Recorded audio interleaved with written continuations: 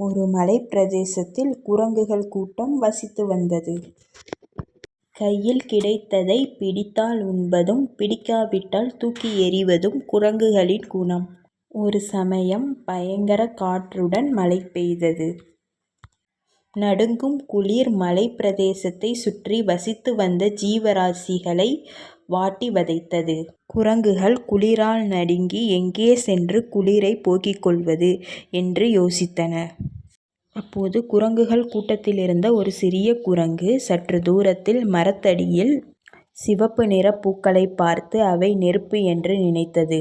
பின்பு தன் குரங்கு கூட்டத்தாரிடம் அங்கு சென்றால் நம் குளிரை போக்கிக் கொள்ளலாம் என்று கூறியது. சிறிய குரங்கு கூறியதை கேட்ட மற்ற குரங்கு அங்கு மரத்தடிக்கு சென்று அங்கு குவியலாக கிடந்த மின்னும் சிவப்பு நிற பூக்களை சுற்றி அமர்ந்து கொண்டு தங்கள் இரு கைகளையும் தோள்கள் மீது வைத்துக்கொண்டு நடுங்கியபடி இருந்தன.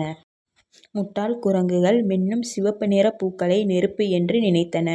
மனிதர்கள் சில நேரங்களில் குளிரை போக்கிக் கொள்ள நெருப்பை சுற்றி அமர்ந்திருப்பர். நெருப்பு சிவப்பு நிறத்தில் இருப்பது போல் மின்னும் பூக்களும் சிவப்பு நிறத்தில் இருப்பதால் பூக்களை நெருப்பு என நினைத்தன குரங்குகள். குரங்குகள் அமர்ந்திருந்த மரத்திற்கு மேலே ஒரு பறவை கூடு கட்டி தன் குடும்பத்தோடு வசித்து வந்தது.